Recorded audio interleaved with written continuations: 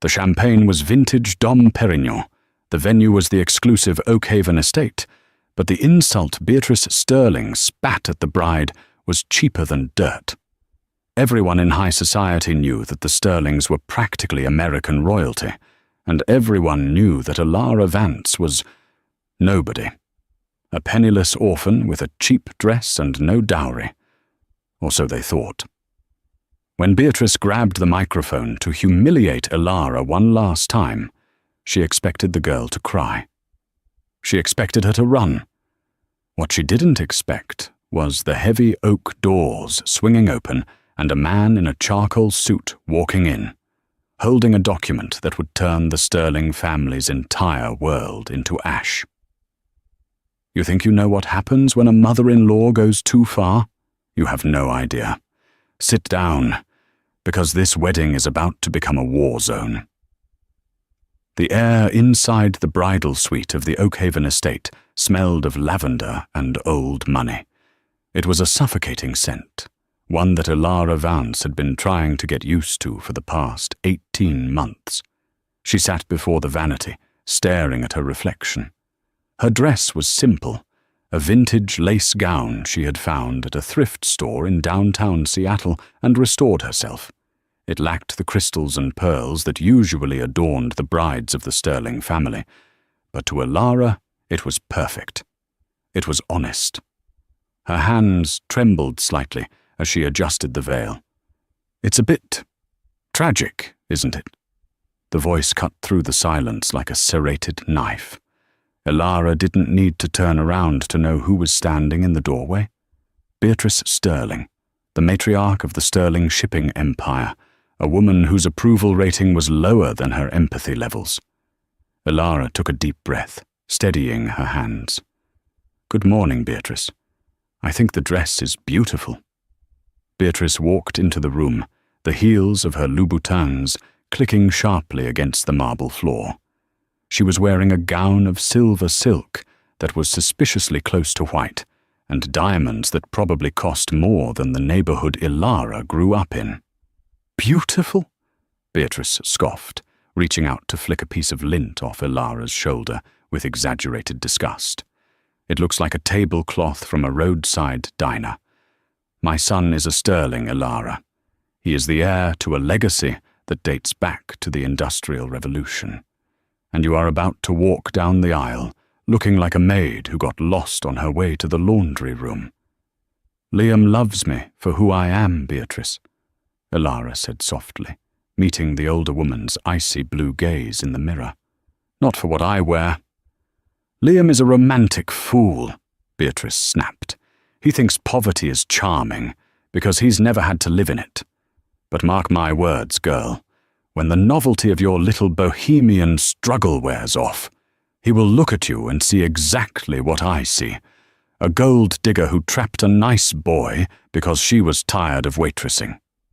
Alara turned around then, her eyes flashing. I was a librarian, Beatrice, and I never asked Liam for a dime. I signed the prenuptial agreement you forced on me without reading it.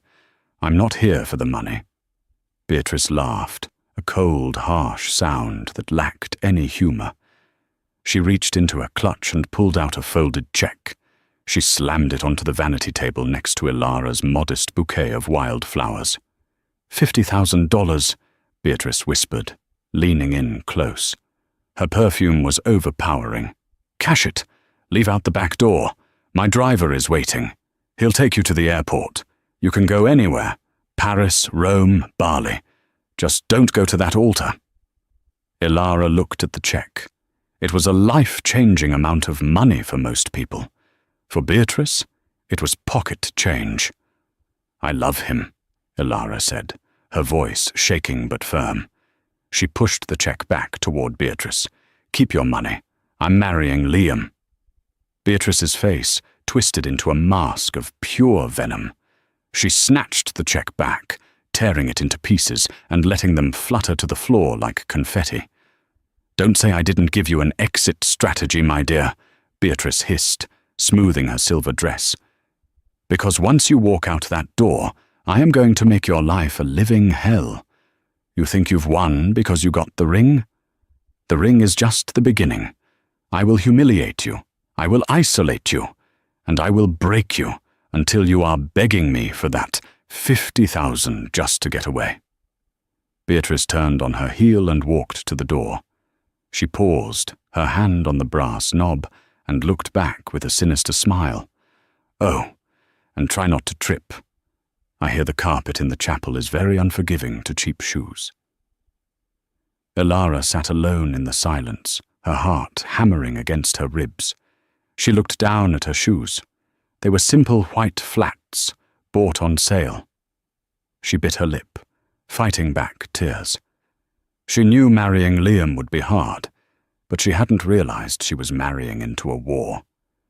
What Beatrice didn't know, what even Liam didn't fully understand yet, was that Elara wasn't just a librarian from Seattle. She had secrets of her own, secrets buried under layers of humility and pain, secrets that were about to collide with the sterling arrogance in a way Beatrice could never predict. Elara stood up. She wiped a single tear from her cheek. "I won't trip," she whispered to the empty room. The chapel at the Oakhaven estate was a masterpiece of Gothic architecture, transported stone by stone from Europe in the 1920s. Stained glass windows cast long, colourful shadows over the pews, packed with the elite of the city. There were senators, tech moguls and socialites, all murmuring in hushed tones. As the organ music swelled, signalling the start of the procession, the whispers grew louder. "Is that her family on the left?" a woman in a fascinator hat whispered to her husband. "Empty rows," the husband chuckled. "I heard she has no one. A stray Liam picked up. Look at Beatrice. She looks like she's at a funeral."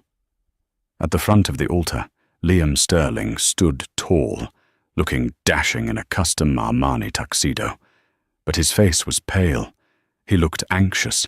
He kept glancing at his mother, who sat in the front row like a queen on a throne, her expression unreadable behind a veil of disdain. When the doors opened and Elara appeared, a hush fell over the room. But it wasn't the awe-filled silence of admiration. It was the awkward silence of judgment. Elara walked down the aisle alone. She had no father to give her away, no brothers, no uncles. Just her, in her thrift store lace, clutching wild flowers. Beatrice cleared her throat loudly. It echoed in the stone chapel. A few guests in the front row, Beatrice's cronies, snickered. Elara kept her eyes on Liam. He smiled at her, a genuine, loving smile that gave her the strength to take another step. "Just look at him," she told herself. "Ignore them." As she passed the second row, a foot shot out. It was subtle, hidden beneath the voluminous skirt of Mrs. Galloway, Beatrice's best friend. Elara saw it just in time. She stuttered in her step, stumbling forward. A collective gasp went through the room. Elara caught her balance, gripping the side of a pew. Her face burned hot with shame. "Graceful," Beatrice whispered loudly enough for the first 5 rows to hear. "Like a cow on ice." Laughter rippled through the front of the church. Liam's eyes flashed with anger. He took a step down from the altar, ready to rush to her, but Elara shook her head. She straightened her spine, lifted her chin, and walked the rest of the way with a dignity that silenced the laughter. When she reached Liam, he took her cold hands in his. "You look beautiful," he whispered, his voice fierce. "Ignore her." "I'm trying," Elara breathed. The priest began the ceremony. "Dearly beloved, we are gathered here today." Throughout the vows, the sabotage continued. Every time Elara spoke, someone in Beatrice's row would cough, or drop a purse, or rustle a program loudly. It was a coordinated attack, designed to make Elara feel small, to remind her that she didn't belong. When it came time for the objections, if anyone can show just cause why they may not lawfully be joined together, the silence was heavy. Everyone looked at Beatrice. She didn't stand up, but she let out a long, theatrical sigh that sounded like she was deflating a tire. It was almost worse than an objection. It was dismissal. They exchanged rings. Liam's hand was warm, his grip solid. Ilara's hand shook as she slid the simple gold band onto his finger. "I now pronounce you husband and wife," the priest said, sounding relieved to be done with the awkward tension. "You may kiss the bride." Liam kissed her deeply, and for a moment the world disappeared. No Beatrice, no snickering socialites, just the man she loved. But as they turned to walk back down the aisle as a married couple, the nightmare resumed. Beatrice stood up before they could even pass her. She turned to the crowd, blocking the aisle for a moment. "Reception in the grand ballroom," Beatrice announced, clapping her hands like a drill sergeant. "And please, check your pockets. We have some unvetted guests today." She cast a pointed look at Ilara. Ilara felt Liam tense beside her. He was about to snap. "Mother," Liam warned, his voice low and dangerous. "Just being cautious, darling." Beatrice smiled innocently. "Shall we?" The reception was set to be the main event of Beatrice's cruelty. She had arranged the seating chart to isolate Ilara from anyone friendly. She had changed the menu without asking the bride. But Beatrice had made a fatal miscalculation. She thought Ilara was alone. She thought Ilara was powerless. But standing at the back of the church, unnoticed by the wealthy elite, was a man in a dark grey suit. He wasn't on the guest list. He held a leather briefcase with a gold monogram. H.C. Harrison Caldwell, the senior vice president of the First National Reserve. He watched Beatrice bully the bride with a look of cold, professional calculation. He checked his watch. "Not yet," he muttered to himself. "Let her dig the hole a little deeper." The grand ballroom was a spectacle of excess. Crystal chandeliers the size of small cars hung from the ceiling, and tables were laden with caviar, truffles, and gold-leafed desserts. It was a wedding reception that cost more than Ilara would earn in 10 lifetimes as a librarian, or so Beatrice liked to remind everyone. Ilara sat at the head table, but even that was manipulated. Beatrice had placed herself right next to Liam, physically separating the bride and groom. Ilara was seated next to Uncle Alistair, a man who was deaf in one ear and refused to speak to anyone who didn't own a yacht. The clinking of a spoon against a crystal glass cut through the chatter. The room went silent. Beatrice Sterling stood up at the microphone stand in the center of the dance floor. The spotlight hit her, making her diamonds blaze. She looked like a predator in her natural habitat. "Good evening, everyone," Beatrice purred. Her voice was smooth, cultured, and dripping with poison. "If I could have your attention for the mother of the groom's speech." Liam reached under the table and squeezed Ilara's hand. His palm was sweaty. "If she says one thing," he whispered to Ilara, "I'm taking the mic." "Let her speak," Ilara said, her voice surprisingly calm. "Let everyone see who she really is." Beatrice smiled at the crowd. "You know, when Liam told me he was getting married, I was thrilled. I thought of the great alliances the Sterling family has made over the years, the Rockefellers, the Vanderbilts. And then Liam brought home Ilara."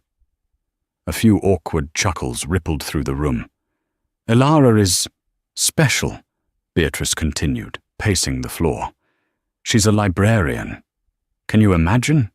Surrounded by all those books, and yet she never learned the definition of out of your league." The room gasped. This was going off script, even for Beatrice. "Mother, stop," Liam said, standing up.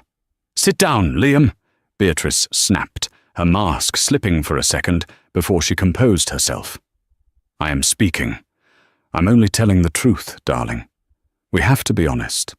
Ilara comes from nothing.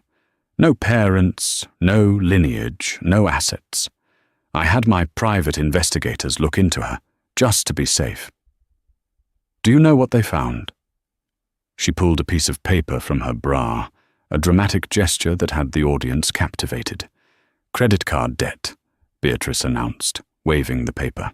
Student loans, a rented apartment in a bad neighborhood. She's drowning in debt, my friends. And she saw my son, my kind, gullible son, as a life raft. Elara sat frozen. The debts were real, but they weren't hers. They were her late foster mother's medical bills she had voluntarily taken on. But she couldn't explain that now.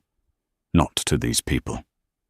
She doesn't love you, Liam, Beatrice said, turning to her son, her voice fake sympathetic. She loves your trust fund. She loves the Sterling name. She's a parasite. And I, for one, will not stand by and watch her bleed this family dry. I tried to pay her to leave this morning, $50,000. She refused, not because of love, but because she knew if she married you, she'd get millions. Beatrice turned to Elara, pointing a manicured finger at her face. You are a fraud, Elara Vance. You are a poor, pathetic little climber, and I want you out of my house. Now. The silence in the ballroom was absolute. It was heavy, suffocating. Liam was shaking with rage, about to flip the table. But before he could move, a deep, baritone voice boomed from the back of the room. Is that the current balance of the Sterling family liquidity you are referring to, Mrs. Sterling? Because if we are talking about debt, perhaps we should check your accounts. Every head turned. Walking through the center of the ballroom, pushing past the waiters, was the man in the grey suit. Harrison Caldwell. He walked with the authority of a man who owned the building. Beatrice squinted into the spotlight. Who are you? Security! Get this man out of here. I wouldn't do that, Harrison said calmly, stepping up to the microphone. He didn't grab it. He just stood near Beatrice, his presence dwarfing hers. My name is Harrison Caldwell. I am the regional manager for the private wealth division of the Global Sovereign Bank.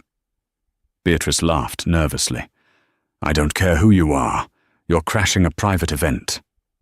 Actually, Harrison said, opening his leather briefcase and pulling out a thick file bounded in blue velvet. I am here at the request of my client, the owner of this estate. I own this estate, Beatrice shrieked. My husband built it. Your husband built it, Harrison corrected. On land, financed by a high-interest loan. A loan that was refinanced 3 times. A loan that the Sterling family has defaulted on for the last 6 months. The crowd began to murmur. This was the kind of gossip they lived for. Lies! Beatrice screamed. Liam, call the police. But that's not why I'm here, Harrison continued, ignoring her. I'm here because the deed to the Oakhaven estate and the controlling interest in Sterling Shipping was purchased privately yesterday morning to prevent your bankruptcy. Beatrice went pale. Purchased? By who? Who has that kind of money? Harrison turned slowly. He looked past Beatrice. He looked past Liam. He looked directly at Elara Vance. He bowed his head respectfully. By your new daughter-in-law, Mrs. Sterling, Harrison said clearly. Mrs. Elara Vance Holloway. The name Holloway hung in the air like smoke after an explosion. Beatrice blinked, her false eyelashes fluttering rapidly. Holloway, she repeated, her voice cracking. As in, the Holloway Tech Group? The pharmaceutical empire? The very same, Harrison Caldwell replied smoothly. Elara Vance is the sole granddaughter of Silas Holloway. When the old man passed away 3 years ago, he left his entire estate, liquid assets, real estate, and patents, to her. She is, conservatively speaking, one of the 10 wealthiest women in North America. A collective gasp swept through the ballroom. Guests who had been sneering at Elara moments ago were now looking at her with wide, terrified eyes. They quickly did the mental math. The Holloway fortune was worth billions. The Sterling fortune, even at its peak, was a fraction of that. Liam turned to his wife. He looked like he had been hit by a truck. "Elara, is this true? You lived in a studio apartment. We ate ramen noodles on our third date because you said you were waiting for a paycheck." Elara stood up slowly. She didn't look at the crowd. She looked only at Liam. "I'm sorry I didn't tell you, Liam," she said, her voice steady but gentle. "My grandfather taught me that money makes people do terrible things. It makes them fake love, fake friendship. I needed to know that whoever I married loved me. Not the Holloway name. Not the bank accounts." She reached out and touched his cheek. "And you did. You loved the librarian in the thrift store dress. You stood up to your mother for a girl you thought had nothing. That's how I knew you were the one." Liam's eyes filled with tears. He covered her hand with his own. "I don't care about the money, Elara. But why buy the estate? Why bail us out?" Elara turned her gaze to Beatrice, and for the first time her eyes were cold. "Because I did a background check on you too, Beatrice." Beatrice took a step back, nearly tripping over her microphone cord. "How dare you? You invaded my privacy." "Privacy?" Elara laughed dryly.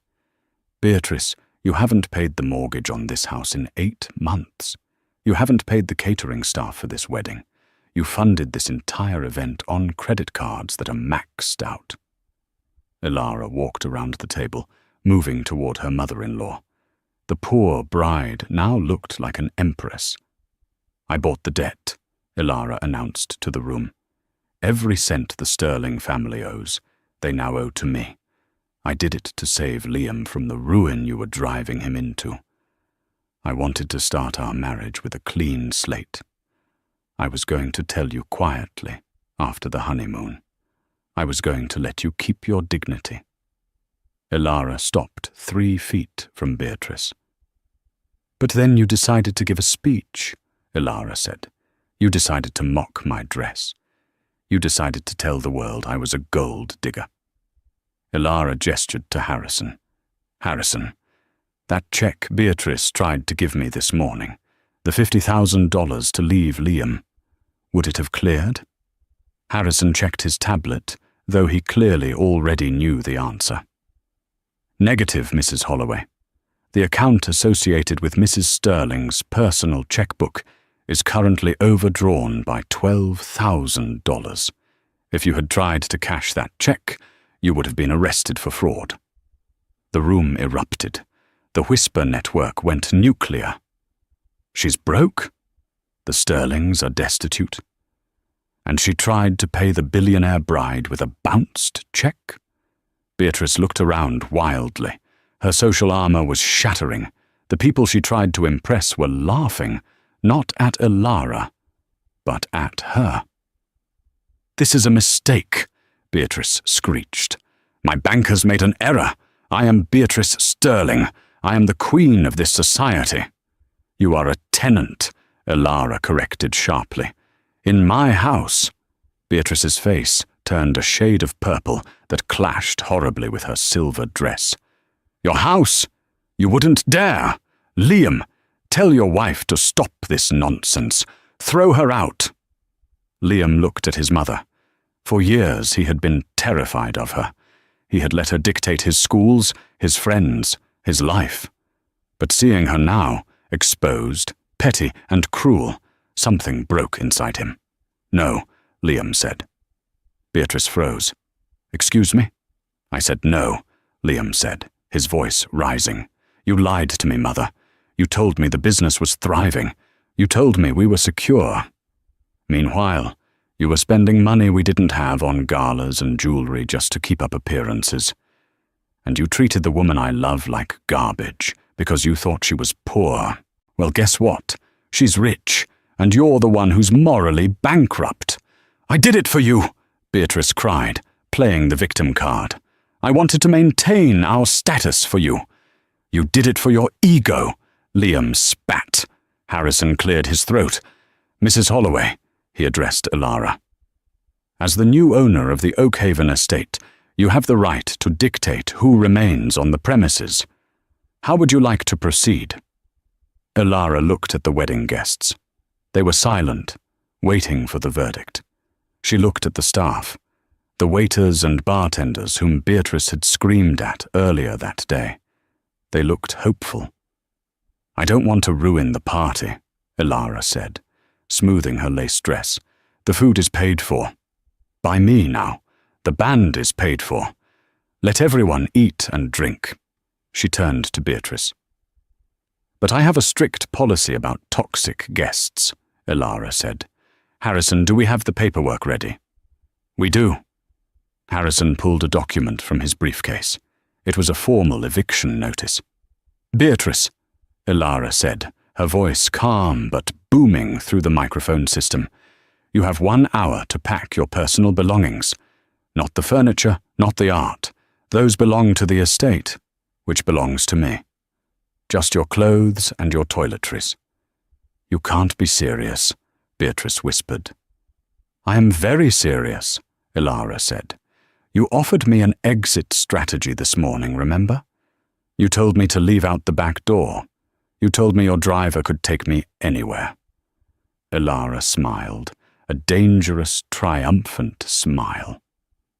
I'm returning the favor. My driver is waiting out back. He will take you to a motel of your choice. I'd suggest the Motel 6 on the highway. It's very affordable. Liam! Beatrice shrieked, grabbing her son's arm. Don't let her do this. I'm your mother. Liam gently peeled her fingers off his tuxedo jacket. He looked sad, but resolved. You tried to pay my wife to leave me on our wedding day, Mother, Liam said softly. You made your choice. You bet against Elara. And you lost. Beatrice looked at the crowd.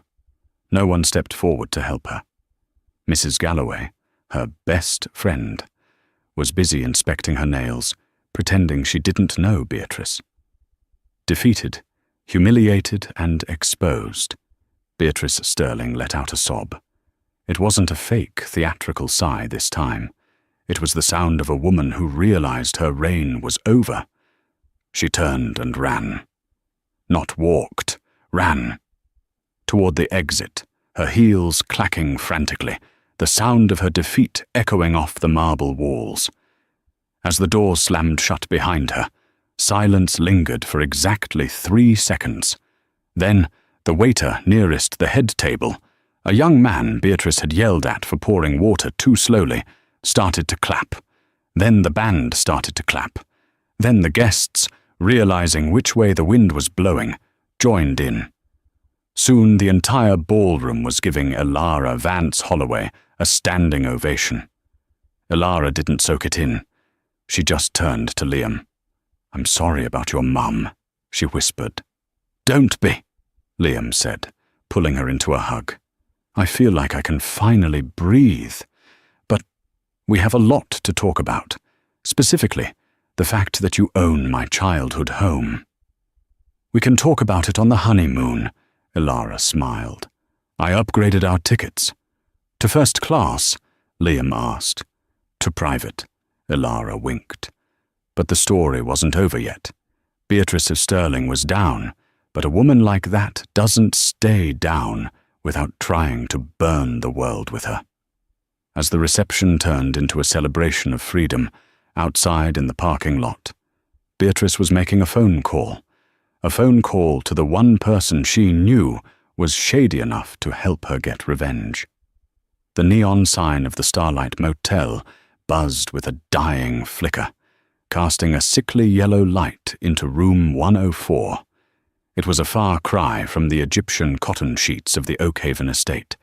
The carpet smelled of stale tobacco and regret. Beatrice Sterling sat on the edge of the sagging mattress, still wearing her silver gown, though it was now wrinkled and stained with mud from when she had tripped in the parking lot. She wasn't crying anymore. She was vibrating with a cold, manic rage. She held her phone to her ear, her knuckles white. "I don't care what time it is, Marcus," she hissed into the receiver. "I have the story of the decade. The Cinderella billionaire. She's a fraud, a criminal." On the other end was Marcus Vane, a disgraced tabloid journalist who had lost his press pass years ago for hacking celebrities' voicemails. He was exactly the kind of slime Beatrice needed. "You said she's the Holloway heir," Marcus's raspy voice came through. "That's public record now, Beatrice. The bank confirmed it. How is she a fraud?" "Because," Beatrice lied, her eyes darting around the dingy room, "I found documents before she kicked me out. Documents that prove she forged the will. Silas Holloway was senile. She was his nurse, Marcus. She drugged him and forced him to sign everything over to her. She stole that money from legitimate charities. And I have proof." "You have physical proof?" Marcus asked, his interest piqued.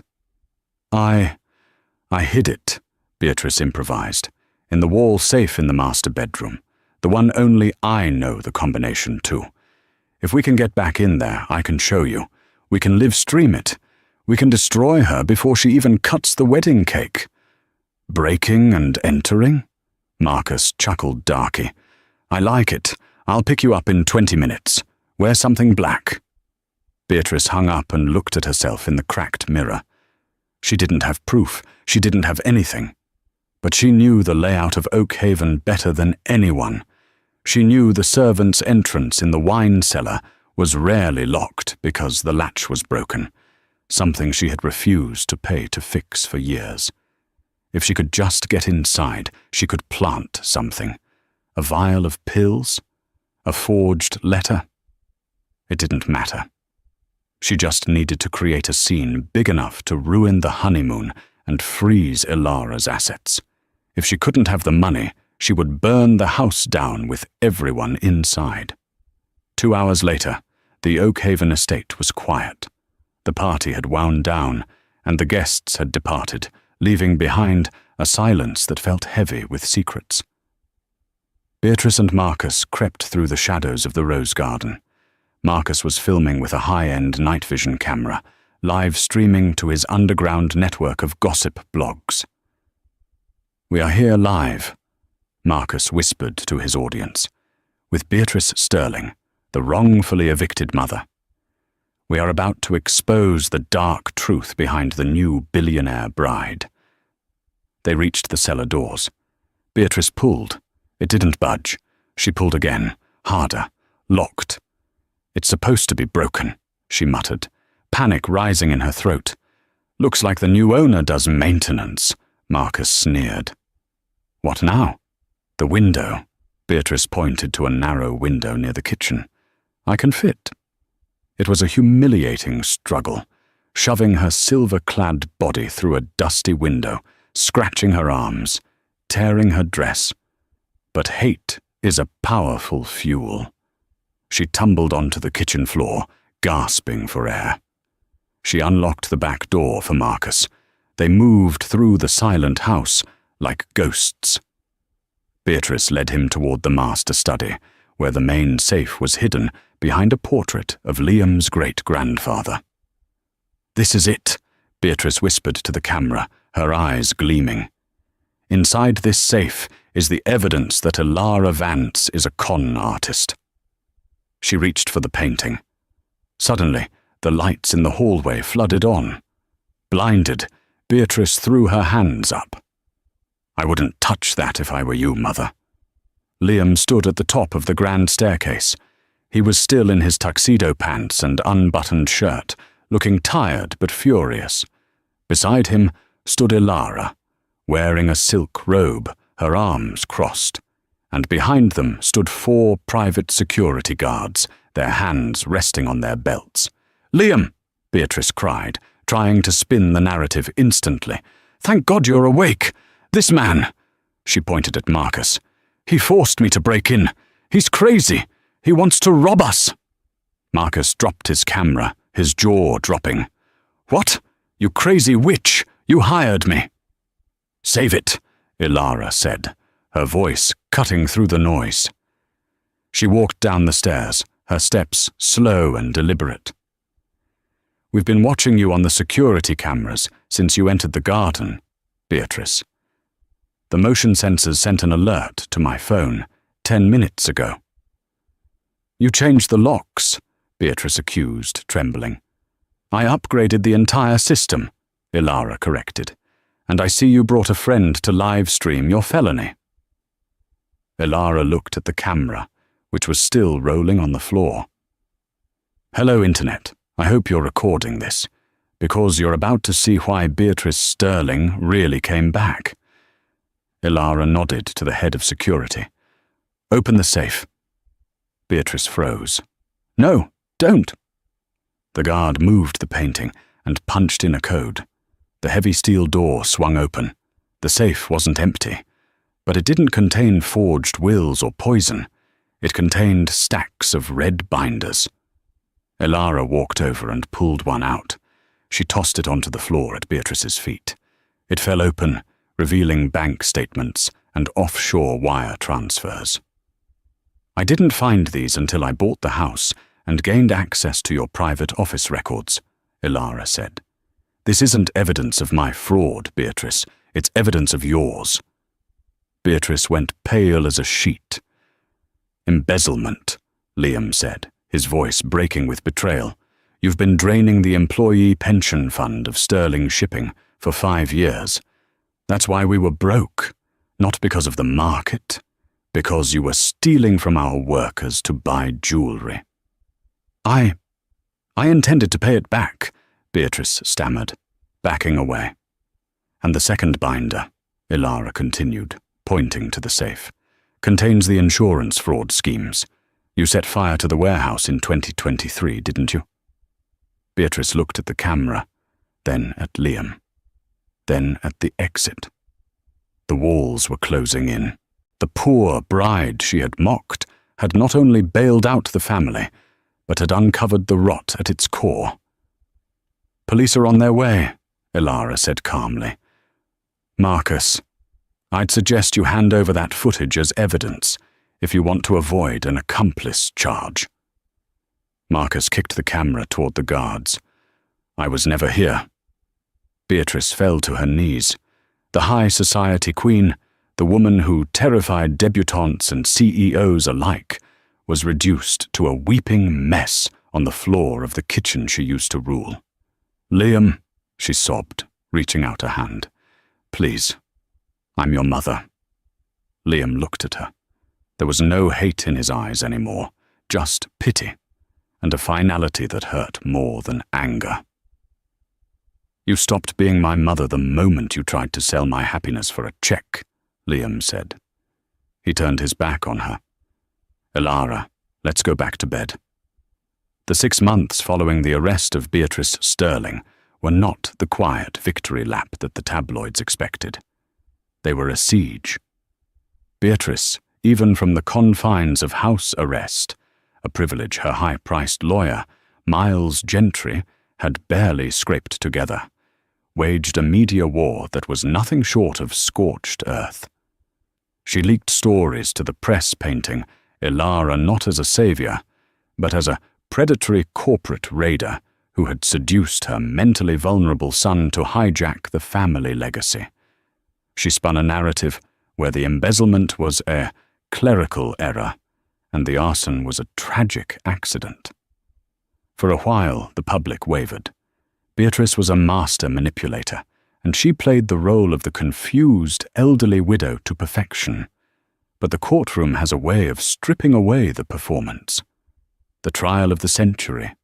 The federal courthouse in downtown Seattle was besieged by a throng of reporters on the morning of the final verdict. Inside, the air was recycled and cold, smelling of floor wax and anxiety. Ilara sat in the front row behind the prosecution, her hand resting on Liam's knee. Liam looked tired. He had spent the last half-year dismantling the toxic culture his mother had built at Sterling Shipping, all while testifying against her in endless depositions. He wore a navy suit that fit him perfectly, but his face was drawn. He was the man who had to pull the trigger on his own mother's downfall. Beatrice sat at the defense table. She had abandoned the silver gowns for a modest, pale blue cardigan and minimal makeup. She looked 20 years older than she had at the wedding. It was a calculated look, designed to garner sympathy from the jury. Judge Anthony Thorne, a man with a reputation for having zero patience for white-collar crime, entered the room. The bailiff called for order.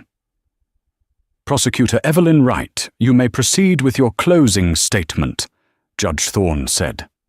Evelyn Wright stood up. She was a sharp woman with steel-grey hair and a voice that could cut glass. She walked over to the jury box, making eye contact with every juror. "Ladies and gentlemen," Wright began, holding up the red binder Ilara had pulled from the safe months ago. "The defense wants you to believe that Beatrice Sterling is a victim of circumstance, a widow who simply lost track of the numbers. But numbers do not lie. People do." She slammed the binder down on the railing. The sound echoed like a gunshot. "We have shown you the wire transfers. $15 million moved from the Employee Pension Fund into shell companies registered in the Cayman Islands, companies solely owned by Beatrice Sterling. We have shown you the emails where she instructed her warehouse manager to disable the sprinkler system 2 days before the accidental fire that claimed an insurance payout of $4 million. Wright turned and pointed a finger at Beatrice, who flinched theatrically. This was not negligence. This was predation. She stole the retirement savings of dock workers, crane operators, and secretaries, people who worked for 30 years to build the company she treated as her personal piggy bank. She did this to buy diamonds, to buy silence, and ultimately, to buy the illusion that she was better than everyone else. Wright lowered her voice. She even tried to buy her son's marriage. But as we learned, some things are not for sale. Ilara squeezed Liam's hand. He didn't look up. The defense's last stand. When Miles Gentry stood up for the defense, he looked like a man who knew he was captaining a sinking ship but had to keep playing the violin. "My client is a woman of a different era," Gentry argued, wiping sweat from his forehead. "She entrusted the finances to accountants who are no longer with us. She signed papers she didn't understand. Is she guilty of being trusting? Perhaps. Is she guilty of malice? Absolutely not. Beatrice E. Sterling is a mother who only ever wanted to protect her family's name." It was a weak argument, and everyone knew it. But Beatrice had one final card to play. Against her lawyer's advice, she had insisted on making a statement. She stood up, trembling. "Your Honor," Beatrice said, her voice quivering. "I love my son. Everything I did, the transfers, the loans, I did it to keep the roof over his head. I did it so he wouldn't have to worry about money. And then," she turned her tear-filled eyes toward Ilara. "Then she came along. She tricked him. She's the one who planted those binders. She's the one who—" "Mrs. Sterling!" Judge Thorne barked, slamming his gavel. "You are not on the witness stand. You will sit down, or you will be held in contempt." Beatrice froze. The mask slipped. For a split second, the weeping widow vanished, and the sneering, arrogant woman from the wedding reception reappeared. She glared at the judge with a look of pure hatred. That was the moment the jury saw the truth. They didn't see a mother. They saw a monster. The verdict. The jury deliberated for only 4 hours. When they returned, the silence in the courtroom was deafening. "On the count of wire fraud," the foreman read, "we find the defendant, Beatrice Sterling, guilty." Ilara felt Liam's body stiffen.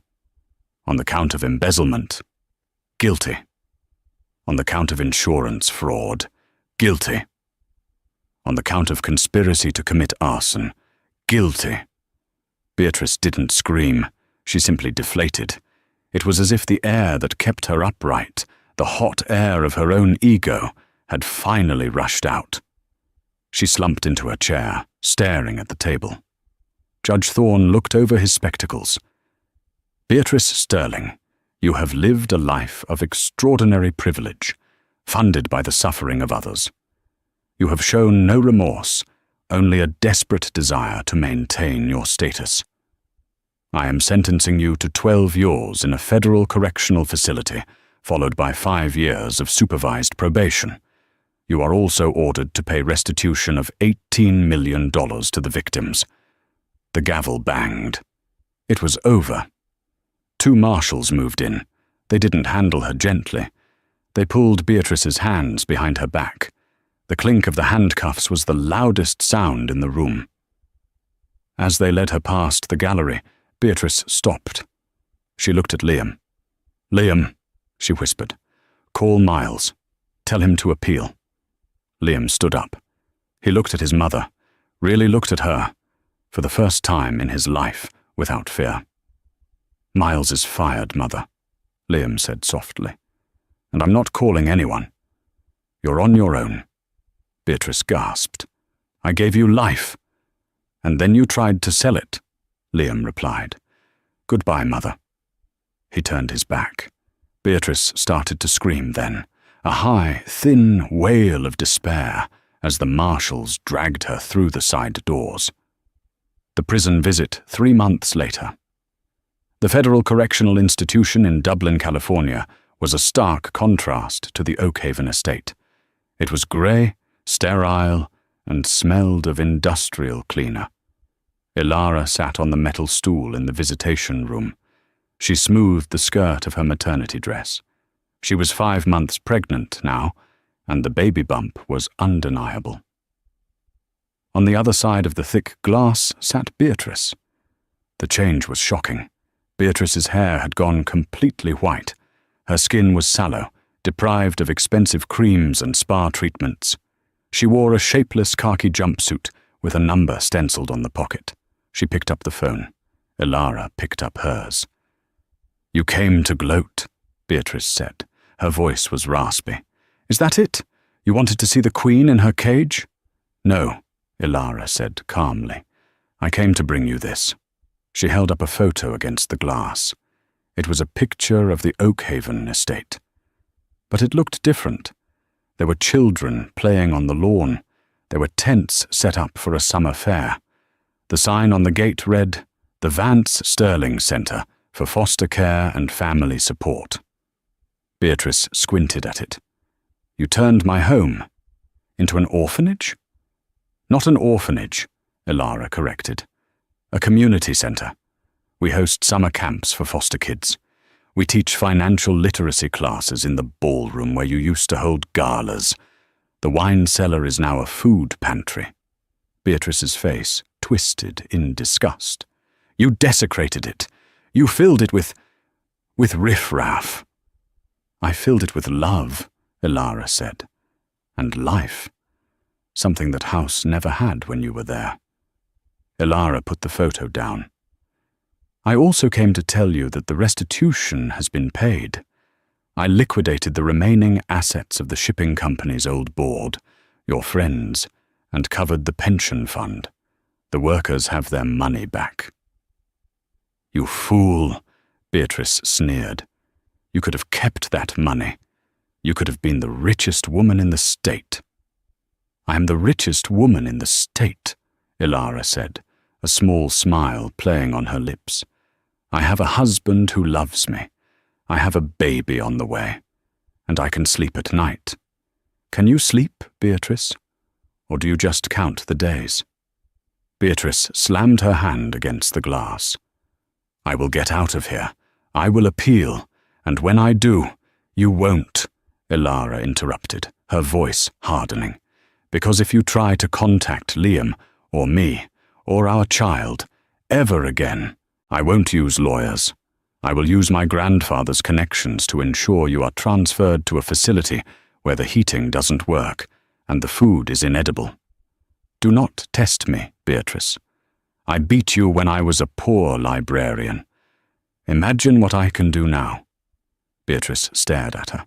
For the first time, she saw the steel spine beneath Ilara's gentle exterior. She realized, finally, that she hadn't just lost a game. She had lost the war against a superior opponent. Beatrice hung up the phone without a word. She stood up and walked back toward the guard, her shoulders slumped, a defeated woman returning to her cell. Ilara watched her go. She felt a weight lift off her chest, the final ghost of the past, evaporating. The new legacy. The sun was setting over the Oakhaven estate, now the Vance Sterling Center. The golden light washed over the stone walls, making them look warm and inviting rather than imposing. Liam was standing on the terrace, looking out over the garden. The roses Beatrice had prized so highly were gone, replaced by a vegetable garden that the foster kids tended to. Ilara walked up behind him and wrapped her arms around his waist. "Did you see her?" Liam asked quietly. "I did," Ilara said. "Is she?" "She's exactly who she always was," Ilara said. "She hasn't changed." "But we have." Liam turned around and rested his hands on Ilara's stomach. "I was terrified, you know, that I had her blood in me, that maybe I would turn out like her." "You're nothing like her," Ilara said fiercely. "She loved things. You love people. That's the difference." A car pulled up the long driveway. It was Harrison Caldwell, the bank manager who had helped start it all. He stepped out, holding a bottle of champagne and a folder. "Celebration time?" Harrison called out, smiling. "What's the occasion?" Liam asked. Harrison walked up the steps. "The quarterly reports for the shipping co-op are in. Since you transferred ownership to the employees and implemented the profit-sharing model, productivity is up 40%. The company is profitable for the first time in a decade." Liam laughed, a sound of pure relief. "So, doing the right thing actually pays off?"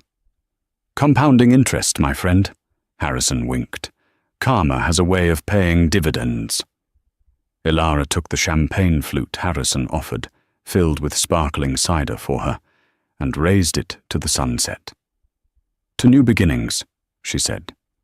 "To the end of the drama," Liam added, clinking his glass against hers. They stood there as the stars began to come out, the same stars that had watched over the estate for 100 years. But the darkness that had plagued the Sterling family was gone. The house was no longer a monument to greed. It was a beacon of hope. Ilara Vance, the girl with the thrift store dress and the secret fortune, had done more than just marry the prince. She had saved the kingdom from itself. And as she felt the baby kick for the first time, she knew one thing for certain. This child would never know the coldness of a Sterling upbringing. They would only know the warmth of a Holloway heart. The nightmare was over. The real story, their story, was just beginning. And that is the incredible story of how Ilara Vance turned the tables on the ultimate toxic mother-in-law. Beatrice Sterling thought that power came from a bank account and a designer dress, but she learned the hard way that true power comes from integrity and having a really good security system. It's a reminder to all of us, never look down on someone because of what they wear or where they come from. The person you mock today might be the one holding the keys to your future tomorrow. What would you have done if you were in Ilara's shoes? Would you have evicted Beatrice, or would you have tried to make peace? Let me know in the comments below. I read every single one. If you enjoyed this story of karma and justice, please hit that like button. It really helps the channel grow. And don't forget to subscribe and ring the notification bell so you never miss a new story. Thanks for watching, and I'll see you in the next video. A mistress, an unlimited black card, and the keys to the most exclusive penthouse suite in the city. Chloe Sinclair thought she had it all. She was checking into the 5-star Serafina Grand, ready to replace the boring wife of her wealthy lover, Richard Andrea.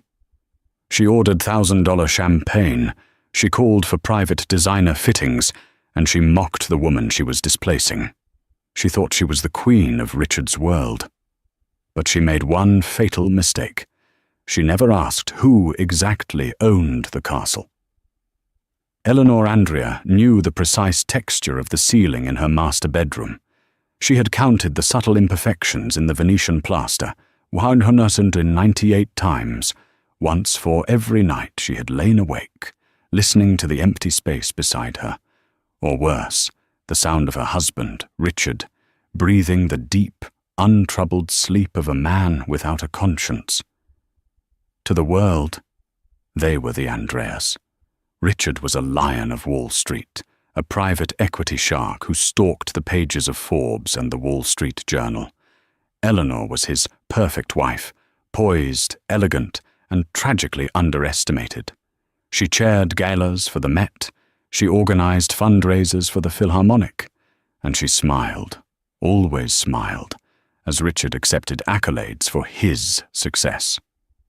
What the world didn't know, and what Richard had conveniently forgotten, was that Eleanor wasn't his. She was her own. Before she was Mrs. Andrea, she was Eleanor Hayes, the visionary who had, at the age of 28, leveraged a small inheritance into the seed money for a single, failing boutique hotel. Now, 15 years later, the Andrea Hotel Group, a name she'd allowed him to suggest to placate his ego, was a global behemoth. The flagship, the Serafina Grand in New York, was her crown jewel, a place so exclusive that it didn't advertise. It didn't need to. Richard, meanwhile, was getting sloppy. He had a new project, a 25-year-old named Chloe Sinclair. Chloe was all sharp angles, high-gloss lipstick, and an ambition so naked it was almost pathetic. She was, in every way, the opposite of Eleanor. "I'm flying to Geneva tonight, darling," Richard announced over breakfast, not looking up from his tablet. "The consortium deal, it's reached a critical stage." Eleanor sipped her tea. She knew for a fact the consortium deal had closed last Tuesday. She also knew that Geneva was code. "That's wonderful, Richard. Will you be long?" 3, maybe 4 days. Don't wait up." He stood, adjusting the cuffs of his bespoke $10,000 Brioni suit. He paused, looking at her with a flicker of... what? Annoyance? "By the way, I need you to just stay out of the city for a few days. Why don't you go up to the house in the Hamptons? The sea air will do you good." "The Hamptons? In November?" she asked, her voice perfectly neutral. "Just do it, Eleanor. I'm trying to simplify things." He kissed the air near her cheek and was gone. The simplification he was referring to was currently scrolling through Instagram. Chloe Sinclair was in her tiny, sterile white apartment, packing a Rimowa suitcase. Her phone buzzed. It was Richard. Chloe squealed. Not the card? An hour later, a messenger delivered a small, heavy, black envelope. Inside was an Amex Centurion card, the black card. But this one was special. It was made of the dark, anodized titanium, and it bore his name, Richard D. Andrea. Her phone buzzed again. Chloe's hands were shaking. The Serafina Grand, the presidential suite. It was the most expensive room in New York, rumored to be $20,000 a night. She looked at the card. Richard D. Andrea. She felt a jolt of pure, triumphant power. She texted back. Richard, sitting in his Maybach in a private parking garage, smirked. Using the Serafina was a delicious irony. He knew Eleanor loved that little project of hers. He thought she was on some minor advisory board, or maybe owned a small, sentimental fraction. He had no idea her name was on the deed, the corporate charter, and every single payroll check. He thought this was a power move, a way to rub his new life in the face of his old one. He was, in a word, an idiot, and his idiocy was about to be put on public display. The Serafina Grand did not have a lobby. It had a great hall. The ceiling soared 40 feet, adorned with a custom Chihuly glass installation that dripped light like liquid gold. The air smelled faintly of white tea and peonies. The staff, dressed in impeccably tailored dark grey uniforms, moved with the silent, purposeful grace of ballet dancers. Chloe Sinclair, in contrast, clattered. She arrived in a cab, not a town car, and her Rimowa suitcase was slightly scuffed. She had overdone her makeup, and her faux fur jacket looked cheap under the hall's strategic, museum-quality lighting. She was trying to look like she belonged, but she was vibrating with a frequency of cheap perfume and desperate need. She marched to the front desk, cutting in front of a German couple who were quietly admiring the art. Chloe Sinclair, checking in, presidential suite. The man at the desk, Mr. Harrison, was the general manager. He was a tall man with silver hair and eyes that had seen princesses throw tantrums and billionaires weep. He offered a serene, polite smile. "Of course, Miss Sinclair. Welcome to the Serafina Grand. May I have a name for the reservation?" "It's under Sinclair, but it was booked by Richard Andrea," she said, emphasizing his name as if it were a weapon. "The bill goes to him. He's my fiancé." Mr. Harrison's smile did not waver, but his eyes hardened by a fraction of a degree. "Fiancé? That was new. Very good, Miss Sinclair. We will require a card for incidentals." "He gave me this." Chloe slammed the black Amex Centurion card onto the marble desk. The clack of the metal on the stone was obscene in the quiet hall. Mr. Harrison picked it up. He looked at the name, Richard D. Andrea. He then looked at his reservation screen. The booking had indeed been made by Mr. Andrea's office, but the payment was flagged. "A beautiful piece, isn't it?" Chloe said, misinterpreting his pause. "He lets me use it for everything." "I see," Mr. Harrison said. He knew exactly who Richard D. Andrea was, and he knew, with chilling certainty, who he was married to.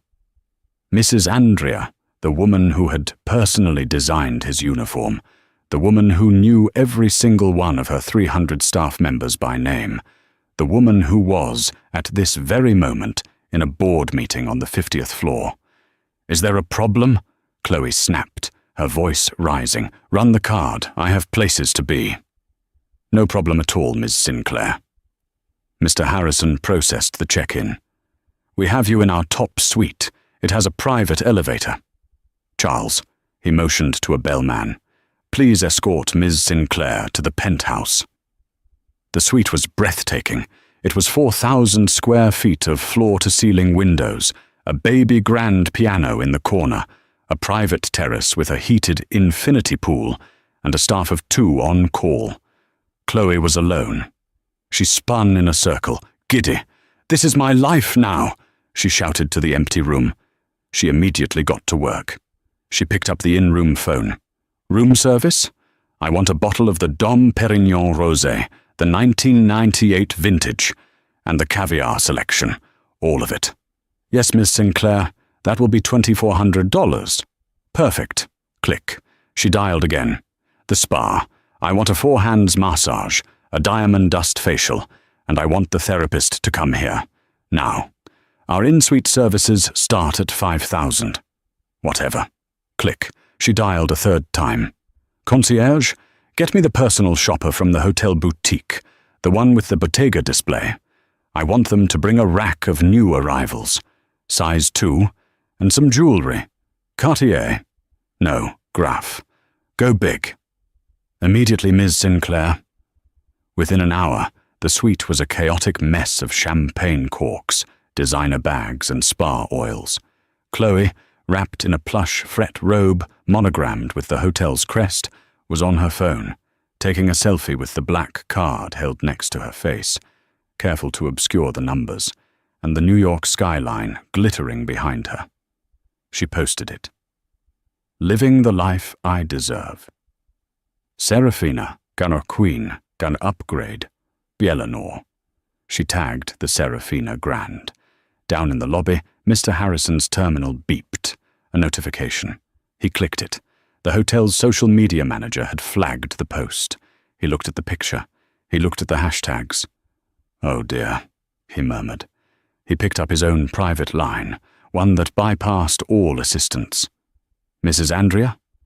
I do apologize for disturbing your meeting. Situation has arisen in the penthouse that requires your immediate attention." "No, ma'am, no one is in danger. At least, not physically. But I believe you will want to see this. It involves Mr. Andrea's Centurion card and a Ms. Chloe Sinclair." Eleanor Andrea stood in front of a whiteboard, sketching out a complex diagram of yield management and acquisitions for the new London property. She was in her element, a boardroom on the 50th floor, her executive team hanging on her every word. She was sharp, incisive, and utterly in command. This was the real Eleanor. Her private phone buzzed. She never, ever took calls in these meetings. But she saw the caller ID, Harrison, Lobby 1. She held up a hand. "Excuse me, gentlemen. One moment." She stepped into her private anteroom. "Mr. Harrison, I'm in the middle of the London pitch. This had better be important." "My apologies, Mrs. Andrea." Harrison's voice was calm, but there was an undercurrent of steel. "A guest has checked into the presidential suite, a Ms. Chloe Sinclair. She checked in using Mr. Andrea's corporate Centurion card." Eleanor went perfectly still. The world seemed to narrow to the sound of Harrison's voice. "His corporate card? The one tied to the holding company?" "Yes, ma'am. The one for which you are the primary account holder, and he is merely a secondary user." A slow, cold fury began to build in Eleanor's chest. It was one thing to be a faithless, lying pig. It was another thing entirely to be a stupid one. He wasn't just cheating. He was using her money, the money from her company, to do it. In her hotel. And, Harrison continued, the guest is prolific. In the last 90 minutes, she has charged $2,400 in champagne, $5,000 in spa services, and has just completed a $42,000 purchase from the in-house Graf boutique, which she put on the room. Eleanor almost laughed. The sheer, breathtaking audacity. $42,000. She also, ma'am, tagged the hotel in a social media post. The caption reads, "Living the life I deserve," followed by "upgrade," and, I am sorry to say, "by Eleanor." The line was silent for a full 10 seconds. Mr. Harrison waited. "Mr. Harrison," Eleanor said finally, her voice so cold it could have formed icicles, "I want you to do 2 things. First, you will not, under any circumstances, decline that card. You will approve every single charge Ms. Sinclair makes. Does she want another diamond bracelet? Give it to her. Does she want to bathe in vintage champagne? Send up a case. I want a precise, itemized list of every penny she spends, sent to my personal email every 30 minutes. Ma'am," Harrison was taken aback, "but the charges are an investment, Mr. Harrison, an investment in my future. Second, I want you to activate the owner's protocol for the presidential suite." Now Harrison was truly shocked. The owner's protocol was a top-tier security measure, reserved for visiting royalty and heads of state. It meant that every staff interaction was logged, and discrete, high-definition audio and video, in the common areas of the suite only, like the living room and entryway, for guest security, were monitored and recorded directly by the head of security. Mrs. Andrea, are you certain? Activate it. I want a full, unassailable record of Ms. Sinclair's stay. I want to know every person she calls, every brag she makes. I am particularly interested in any conversations she has with Mr. Andrea. Understood, Mrs. Andrea. And Mr. Andrea himself? Richard thinks he's in Geneva. He told me his flight lands tonight. He'll likely show up at the hotel around 9 p.m., expecting a romantic welcome. Please ensure that when he arrives, he's directed to the bar, not the suite. Tell him there's a plumbing emergency in the penthouse, and Ms. Sinclair has been temporarily moved. Stall him. And Ms. Sinclair? Let her enjoy her afternoon. Let her feel, for just a few more hours, like she's the queen. The fall is always so much more dramatic from a great height. Eleanor hung up. She walked back into the boardroom. Her team looked at her, expecting her to resume the London pitch. She smiled, a sharp, brilliant smile they had never seen before. Gentlemen, a slight change of plans. The London deal is perfect. We'll sign. She snapped her laptop shut. Barbara, she said to her assistant, clear my schedule for the rest of the day and get my personal attorney on the line, the head of our litigation department. Tell him I have a breach of contract case, and it's going to be the easiest win of his career. For the next 6 hours, Chloe Sinclair lived a life she had only seen in movies. She drank the 98 rosé, took a dozen selfies, and paraded around the suite in a $12,000 Balenciaga gown she'd selected from the rack, all while 2 spa therapists worked on her hands and feet. She called her best friend Brenda. The owner's protocol was active, and the microphone near the living room bar picked up every word. "Brenda, you will not believe this," Chloe shrieked, her voice slurring slightly from the champagne. "The presidential suite. I'm looking at the whole of Central Park. Richard he's just divine. He's leaving her. He's finally leaving that boring, dried-up, old stick of a wife." "No." Brenda's voice crackled on the speakerphone. "Yes, he gave me his black card. It's unlimited. I just bought a Graf diamond necklace. Just because." She giggled. "I think he's going to propose. He's showing up tonight. He's landing from Geneva. It's our code. God, I can't wait to see her face when she's served the papers. She's going to have nothing. He built that hotel empire, you know. She just, cuts ribbons." In the security office, Mr. Harrison and Eleanor's head of security, a stoic ex-NYPD detective named Frank, listened. Frank just shook his head. "She's loud. She's an idiot," Harrison said. "Keep the recordings. Send the feed." Meanwhile, Richard Andrea was having a far less luxurious day.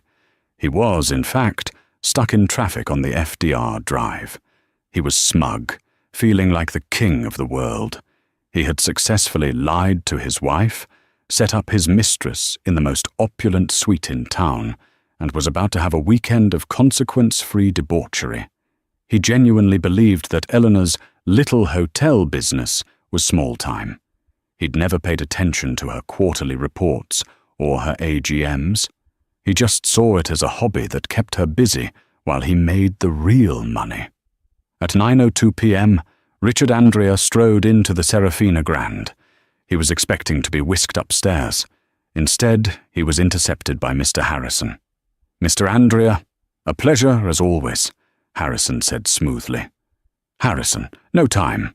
Just point me to the private elevator for the penthouse. Ms. Sinclair is waiting for me."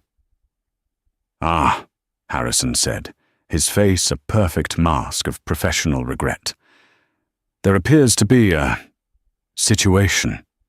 A pipe burst in the penthouse an hour ago. It's a terrible mess. We've had to move Miss Sinclair." Richard's face darkened. "A pipe burst? In your hotel? I'm paying $20,000 a night for a pipe? These old buildings, sir. Unpredictable. Ms. Sinclair is quite distressed. We've moved her to one of our terrace suites, but she's at the spa trying to recover from the shock. She asked if you would wait for her in the Onyx bar. She'll meet you there as soon as she's composed." Richard huffed. "Fine.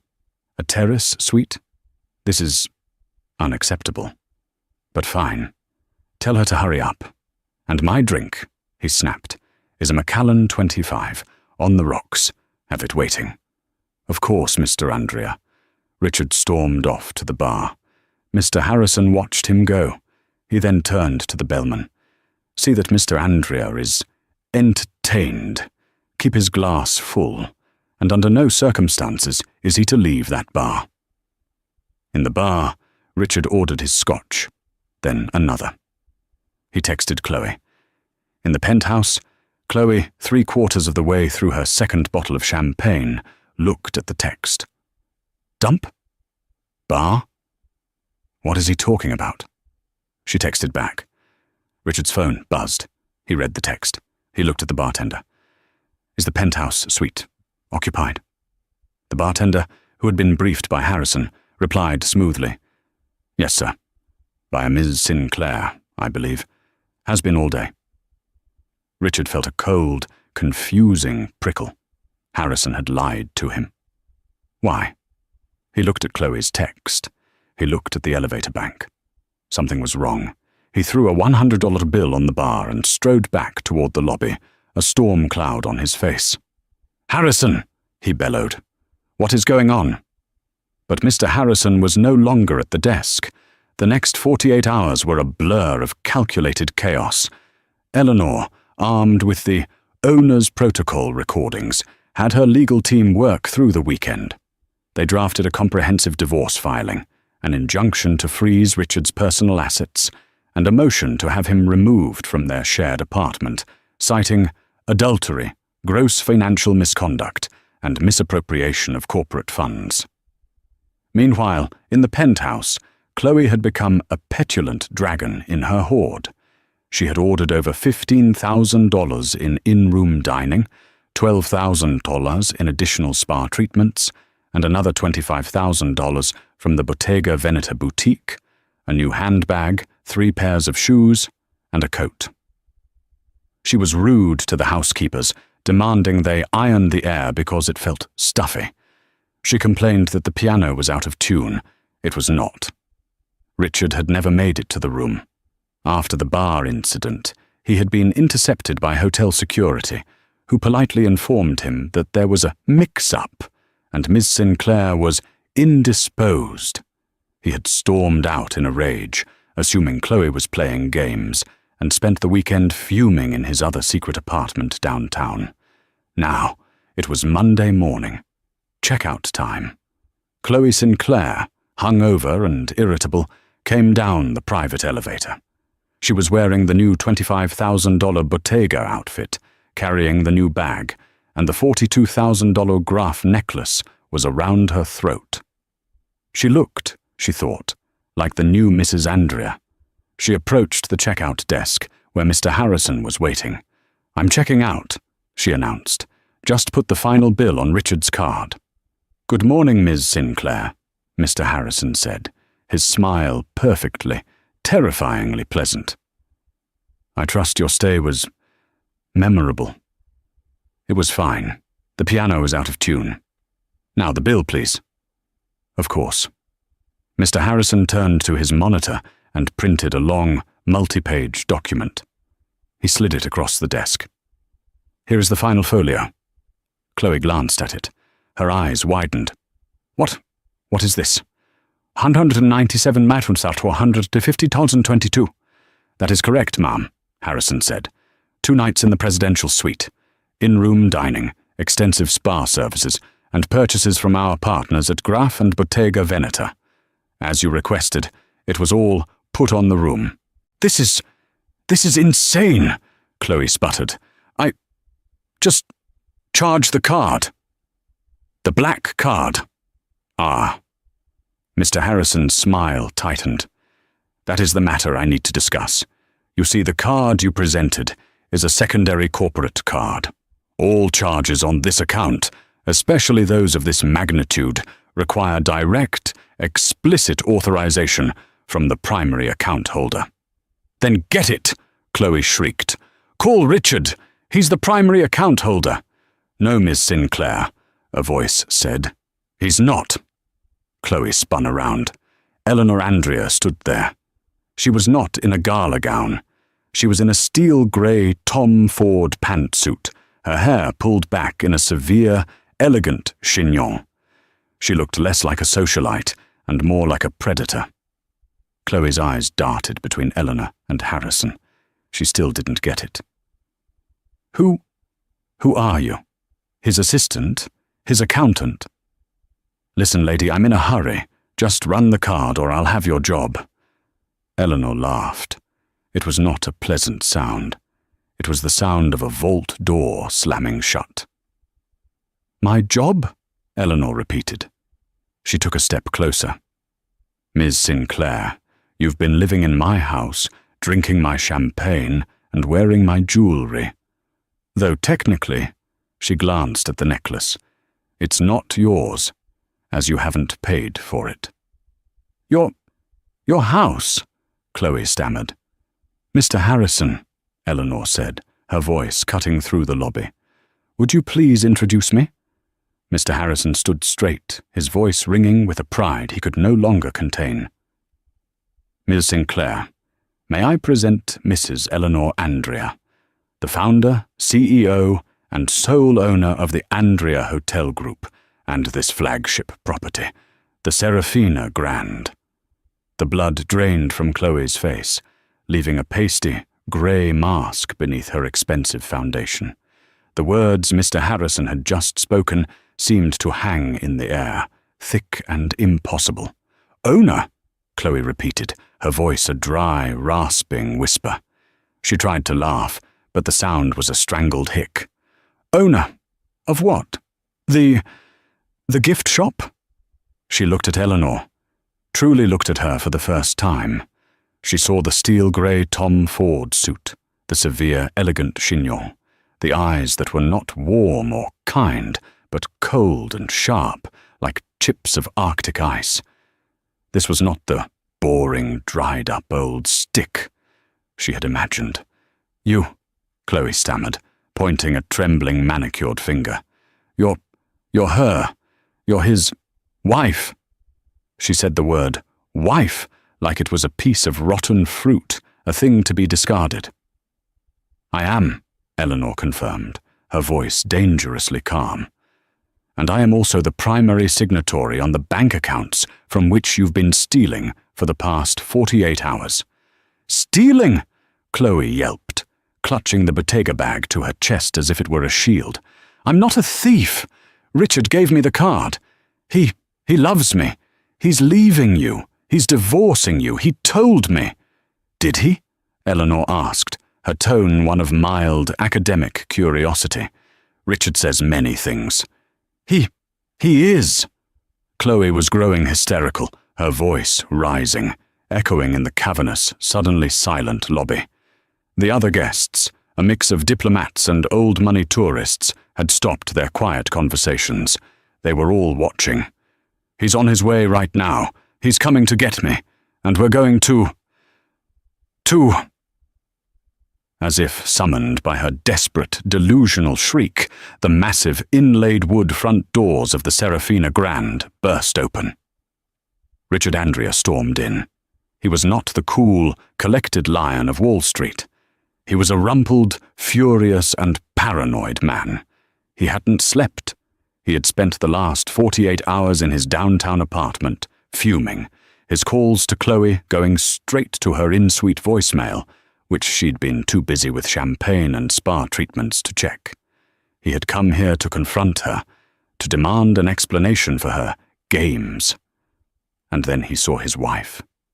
He froze.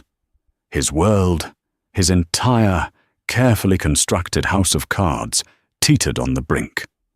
"Richard!" Chloe shrieked, a wave of pure, triumphant relief washing over her. She saw his arrival, not as the collision it was, but as her salvation. The cavalry had arrived. Richard, thank God. Tell her. Tell this bitch who you're with. Tell her you're leaving her. Tell her to stop harassing me. She ran toward him, a giddy, stumbling run, and tried to link her arm through his. Richard flinched away from her touch, as if she were a leper. His eyes were locked on Eleanor, his face a mask of pleading, panic, and rage. "Eleanor," he said, his voice a low, strangled growl. What are you doing here? This is a misunderstanding." "A misunderstanding?" Eleanor repeated, her voice light. She took a step forward, and the entire lobby seemed to hold its breath. "Hello, Richard. You're looking stressed. I thought you were in Geneva. The consortium deal, wasn't it? It closed early," he stammered, trying to regain his footing, to find the old, familiar script where he was in charge. This is a client, Eleanor. Ms. Sinclair. A potential investor. There's been a mix-up with her room. It's a mess. Harrison, what is going on here?" He tried to pivot, to put the staff on the defensive. It was a classic Richard Andrea move. It didn't work. "A client?" Eleanor's eyebrow raised a perfect, skeptical millimeter. "A client named Chloe? A client you booked into my presidential suite? The one I keep for royalty and heads of state? A client you gave your corporate card to?" Richard blanched. How did I know?" Eleanor's voice was still soft, but it was gaining a razor's edge. "Richard, you are a man of simple appetites. You're predictable, and you're sloppy. You see, the card you gave her, it's not your card. It's my card.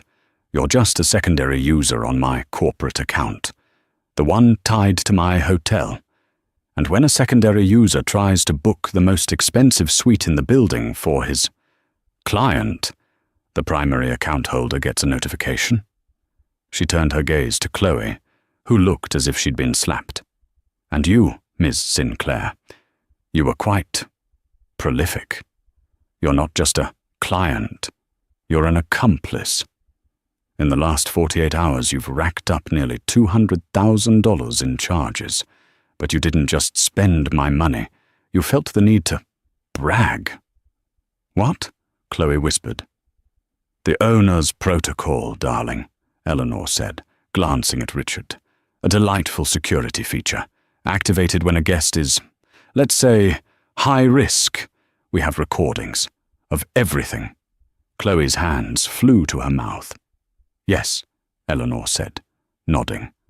"We have the recording of your 4:32 p.m. call on Saturday to a Brenda, where you detailed, in rather colourful language, your plans, how you were living the life you deserved, how you were kicking the old hag out, how my husband was divine, and finally leaving that dried-up old stick of a wife. Was that me, Miss Sinclair? Am I the dried-up old stick?" The lobby was so quiet you could hear the whir of the ventilation. "Oh, and my personal favourite," Eleanor continued, her voice relentless. "Your social media post, from the suite, tagging my hotel, a selfie with the black card, #upgrade, #queen, and the one that I think my lawyers will enjoy the most, #by Eleanor. You didn't just have an affair, you tried to brand it. You tried to build your new life on the ashes of mine, in my house. That was a mistake." Richard finally found his voice. It was a roar. "Enough! Eleanor, enough! This is a private matter. You will stop this, now. You can't. You're slandering me." "Slander," Eleanor mused, "is spoken. Libel is written. And what I have, Richard, is evidence." She snapped her fingers. Not loudly, just a sharp, dry click. Mr. Harrison, who had been standing at parade rest, stepped forward. "Richard," Eleanor said. "This private matter, as you call it, is also known as gross financial misconduct, embezzlement, and misappropriation of corporate funds, all of which are explicitly forbidden in our prenuptial agreement. Specifically, the financial malfeasance clause, the one you thought was just boilerplate." You wouldn't," Richard whispered, the blood draining from his face. "I already have," Eleanor stated. "A process server visited your office at 9:01 a.m. this morning. You've been served. Divorce proceedings." You bitch!" he roared, lunging forward. He didn't get 2 steps before the 2 hotel security guards, Frank and another man who looked like a linebacker, had him by the arms. He hadn't even seen them move. "Oh, it gets better," Eleanor said, walking calmly toward him as he struggled against the guards. A separate motion was filed, an emergency injunction granted by Judge Miller at 9:30 a.m., freezing all your personal assets, your trading accounts, and your slush fund in the Caymans. He stopped struggling. He just stared at her, his mouth open. The Caymans? Oh yes, she smiled, a terrible, cold, brilliant smile. "That little consulting account you've been siphoning money into for 3 years. Did you think I didn't notice the rounding errors in the quarterly reports? You have no money, Richard. As of 9:01 a.m., you don't even have a home. The doorman at our building has been instructed not to let you enter. Your clothes are being boxed as we speak. You're out. You're out of the company. You're out of the apartment. And you're out of my life." He was panting, a trapped, defeated animal. You can't. I made you." It was the line she had been waiting 15 years to hear, the final pathetic lie of a desperate man. She stepped so close she could smell the 500-a-bottle scotch on his breath. "You made me what?" she asked, her voice a low, lethal whisper only he could hear. "You made me silent. You made me patient. You made me miserable. I made myself rich. You were just overhead. And I am always cutting costs." She straightened up, her face returning to a mask of cool professionalism. "Frank, Mr. Andrea is no longer an officer of this company.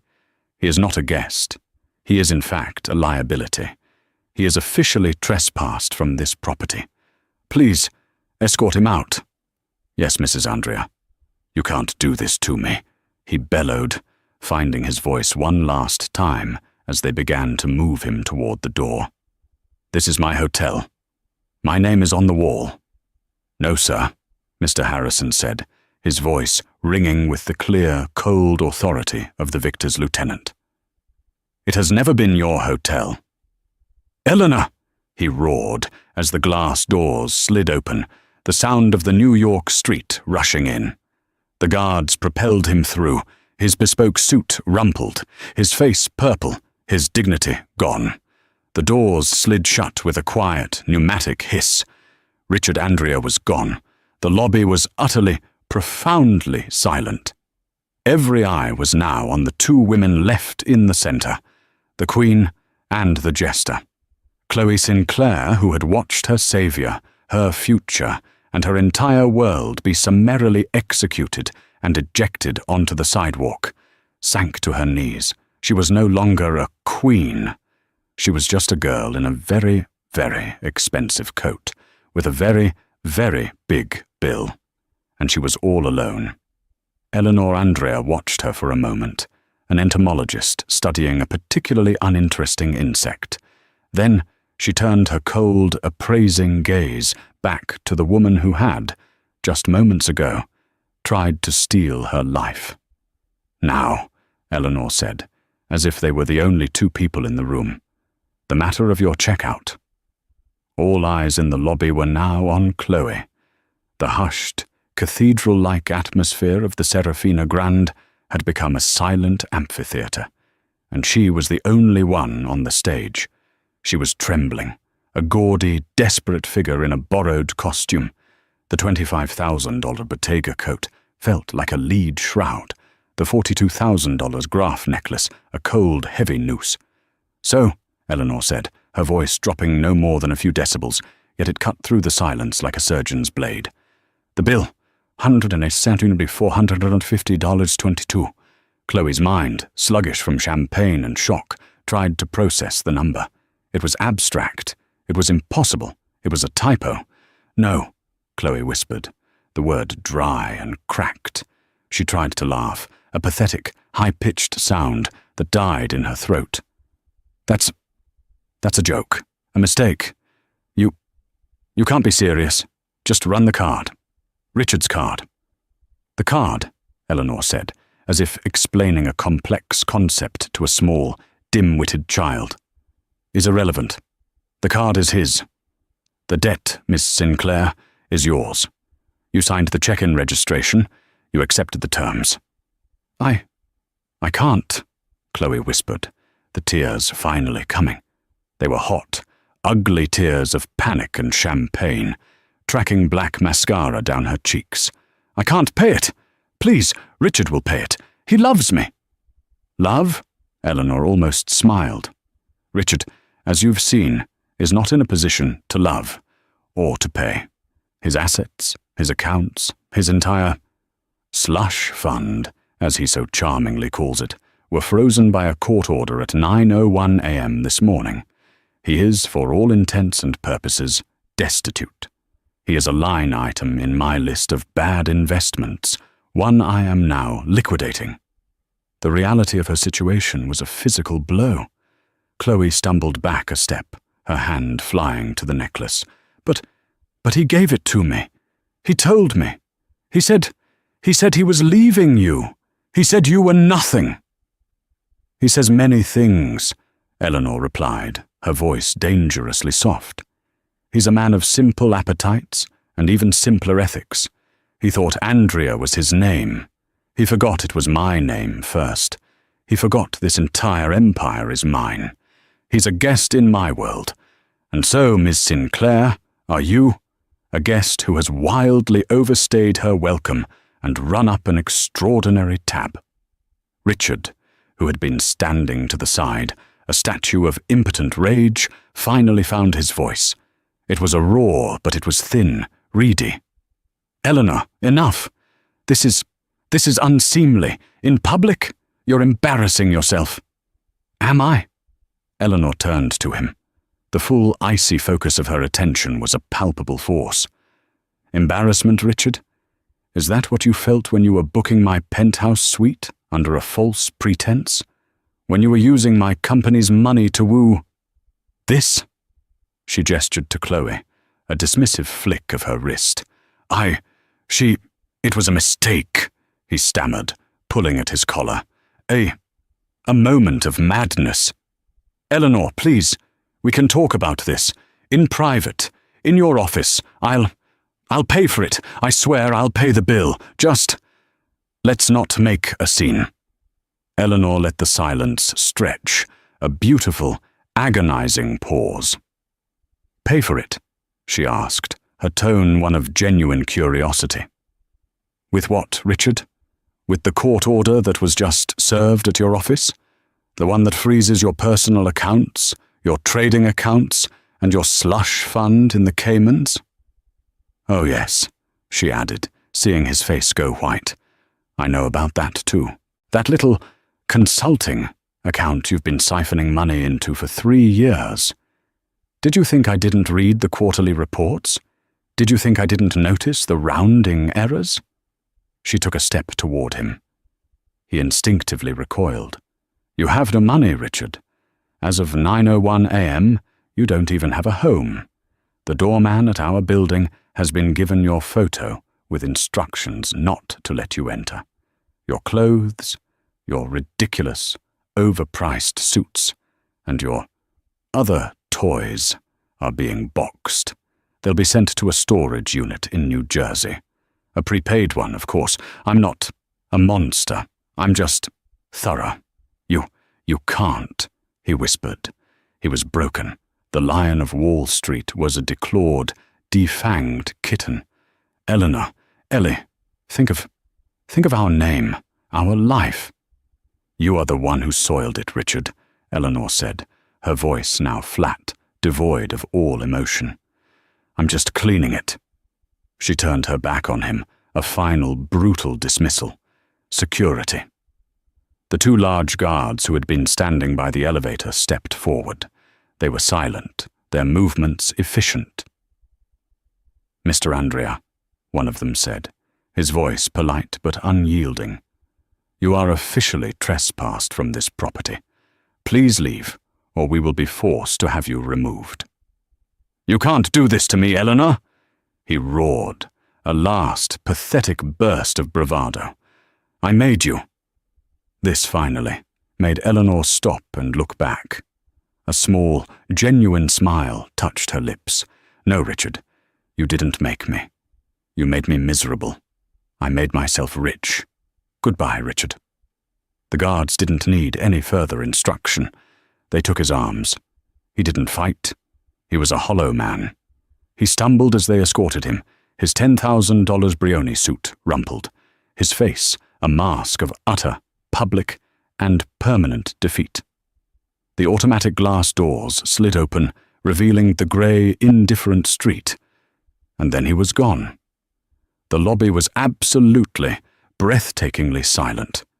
Every guest, every staff member was frozen.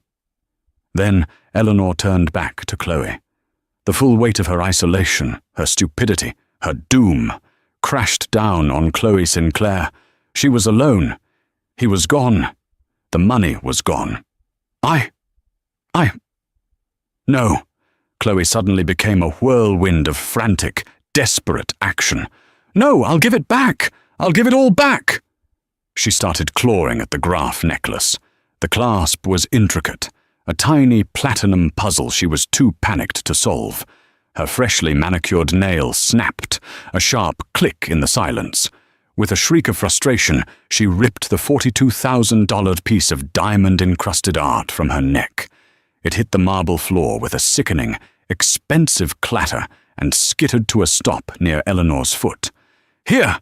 she screamed, tears and spittle flying. "Take it, and this!" She tore the Bottega bag from her shoulder and threw it at Eleanor's feet.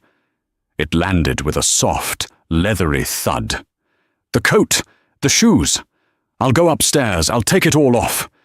We can just pretend this never happened. We can reverse the charges. It's fine. See? It's fine!" Eleanor looked down at the pile of luxury goods on her pristine floor. She didn't flinch. She didn't move. She just looked back up at Chloe. "Pretend?" she repeated, as if the word were foreign. "You think this is a game? You think you can just return your consequences?" Mr. Harrison stepped forward, his face a mask of professional duty. "Ma'am," he said, addressing Chloe but looking at Eleanor. "That is not, in fact, fine. The Graf necklace, having been worn and now thrown, will have to be inspected for microfractures and recertified by the jeweler. It is at best pre-owned. The Bottega coat has your perfume on it, not to mention your distress. The bag is scuffed from your tantrum. You've devalued these items by at least 60% simply by touching them." Eleanor picked up where he left off, her voice a relentless, logical drumbeat. "And the rest? The services? The $2,400 bottle of 98 rosé? You drank it. The $5,000 four-hands massage. You enjoyed it. The $15,000 of in-room dining.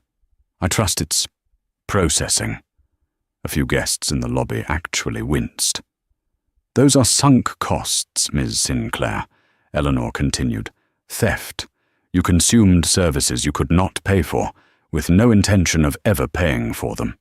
You are not just a bad investment. You are a common thief. A very, very expensive common thief who just provided us with a wealth of evidence." "No." This was a wail. Chloe sank to her knees, the magnificent coat puddling around her on the floor. She was no longer a siren, no longer a queen. She was just a girl from a small town who had made a terrible, life-altering mistake. She crawled forward, a supplicant at the altar, and grabbed the hem of Eleanor's pantsuit. "Please, please, Mrs. Andrea. Eleanor, I'm sorry. I didn't know. I swear I didn't know." Eleanor looked down at the woman clutching her ankle, her face a mask of pure, unadulterated disgust. He told me," Chloe sobbed, her words muffled. "He said that you were nothing. He said it was all his. He lied to me. I'm a victim, too. Can't you see? I'm a victim." This final, pathetic, cowardly lie was what broke the ice. The cold calm in Eleanor's eyes shattered, replaced by a sudden, terrifying magma. A victim? Eleanor's voice was so low, so venomous, that Chloe actually recoiled, letting go of her pantsuit. "A victim?" Eleanor repeated, louder this time. You sat in my presidential suite, a room I designed, on furniture I selected. You drank my finest champagne. You ordered my staff around like slaves.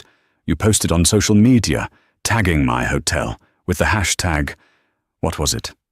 Oh yes, by Eleanor. You celebrated my erasure. You danced on what you thought was my grave. You weren't a victim. You were an accomplice, a giddy, stupid, and frankly, tacky accomplice to a man who was robbing me. And you were doing it for what? She gestured to the pile of discarded luxury. For trinkets, for a handbag and a necklace. You sold whatever soul you might have had for things. You didn't even aim for the company. You aimed for the swag bag. Eleanor took a step back, putting distance between herself and the weeping woman. You, and women like you, you're not interested in building anything. You're parasites. You find men like Richard, weak, vain, arrogant men, and you attach yourselves, and you suck them dry. But you made one fatal, catastrophic mistake, Miss Sinclair. You attached to a man who was, himself, a parasite on me. And the host, Eleanor said, tapping her own chest lightly, the host just noticed. You wanted power. You wanted to be me. You thought being Mrs. Andrea was about wearing pretty dresses and cutting ribbons at galas. You have no idea, do you? You have no idea what it is to sit in a 20-hour negotiation for a land deal in Tokyo, or to stare down a board of directors who think you're too emotional to make a hard decision, or to read a complex derivatives trading report and find a $2 million discrepancy that your husband, the lion, calls a rounding error. You don't know what it's like to wake up at 4 a.m., not from a bad dream, but to get on a call with Hong Kong while the man beside you sleeps the untroubled sleep of the monumentally ignorant. That is power, Miss Sinclair. It's work, it's solitude, it's blood and sleepless nights, and a precision of thought you couldn't even begin to comprehend. You wanted the title. I built the empire. There is a difference. You are a footnote. I am the author. Eleanor's chest was heaving, not from exertion, but from the sudden, violent release of 15 years of swallowed rage. She composed herself instantly. The mask of ice slipped back into place. The show was over. She turned away from the sobbing wreck on the floor. "Mr. Harrison," she said, her voice once again all business. "She's soiled the marble with her theatrics. Please call the New York Police Department. I want to file a report for grand larceny, theft of services, and credit card fraud. I want her prosecuted to the fullest extent of the law. At once, Mrs. Andrea. Frank," she nodded to her head of security, who had been standing silently by the entire time. "You and your team will escort Ms. Sinclair to the security office. Confiscate her personal belongings, her real ones, not the ones she stole from me. Her phone, her wallet, her passport. They are to be held as collateral against the debt, which, let's be honest, it won't be paid. So they will be evidence. No, Chloe finally understood. This wasn't a bill, it was a sentence. She wasn't getting a lecture, she was getting arrested. She scrambled to her feet, her face a grotesque mask of terror. No, you can't! You're a monster! A cold-hearted witch! Eleanor Andrea paused, 1 foot forward, her back to Chloe. She looked back over her shoulder, her eyes as cold and brilliant as the Graf diamonds on the floor. No, Miss Sinclair, she said, her voice clear and final. I'm not a witch. I'm the owner. And the owner always collects. Frank and another guard, a tall, impassive woman, moved in. They didn't grab Chloe. They simply flanked her. This way, Mum, Frank said, his voice quiet but absolute. Chloe looked at the 2 guards. She looked at the guests, all staring, their phones suddenly and conspicuously out. She looked at Mr. Harrison, who was already on the phone, his voice calm. Yes, Sergeant, I'd like to report a fraud in progress. The suspect is currently in our custody. She looked back at Eleanor, who was already walking away. Please, Chloe whispered, one last time. But there was no one left to listen. Her shoulders slumped. The fight was gone. She was limp, a puppet with its strings cut, as the guards firmly, professionally, and terrifyingly guided her toward a service elevator, away from the light, away from the luxury, and toward the consequences she had so eagerly earned. The lobby was silent as the elevator doors dinged shut. Eleanor Andrea didn't look back. She walked to the center of her lobby, stopping to look down at the discarded necklace and bag. Mr. Harrison, she said as he finished his call. Yes, Mrs. Andrea? Have someone from maintenance? Collect that. Jewelry. Send it to our in-house counsel's office. It's evidence. The bag and coat, too. Bag them as biohazards. I don't want them contaminating the lost and found. Of course, Ma'am. And the penthouse. She sighed, looking up at the ceiling high above. It needs to be purified. Get a full deep cleaning crew. I want every surface scrubbed. Age it if you must. Burn incense. I want the scent of desperation and cheap perfume gone by this afternoon. The Prince of Dubai is arriving tomorrow, and he's a very important client. He appreciates a clean environment, Ma'am, Harrison said, a shadow of a smile playing on his lips. He does indeed, Eleanor replied. I will see to it personally. She smoothed the front of her Tom Ford jacket, her poise perfect, her world reordered. She walked toward the private elevator bank, the one that led to her corporate offices, her real home. As she walked, the lobby slowly came back to life. A bellman picked up a suitcase, a receptionist answered a call, the quiet murmur of civilized life resumed. The Queen was on her throne. The kingdom was secure. Eleanor pulled out her phone, the work device. Barbara, she said into it, as the golden elevator doors slid open, encasing her in light. Patch me back into the London call. Yes. My apologies for the delay, gentlemen. I had to take out the trash. The door slid shut. Her reflection, calm, steady, and already calculating the profits from the London acquisition, was the last thing to be seen. And just like that, the trap snapped shut. Chloe Sinclair checked out of the penthouse and into a police holding cell, trading a $20,000 a night suite for a $200,000 debt. Richard Andrea went from a titan of Wall Street to a man with nothing but a bespoke suit and a trespassing order. And Eleanor? Eleanor proved that the quietest person in the room is often the most powerful. Betrayal always has a price. In this case, it was $127,450.22, plus interest. What did you think of Eleanor's ultimate revenge? Was it too harsh, Or did Chloe and Richard get exactly what they deserved? Let us know your thoughts in the comments below. If you love stories of karma and justice, make sure to hit that like button, share this video with a friend who loves drama, and most importantly, subscribe to our channel so you never miss a single story.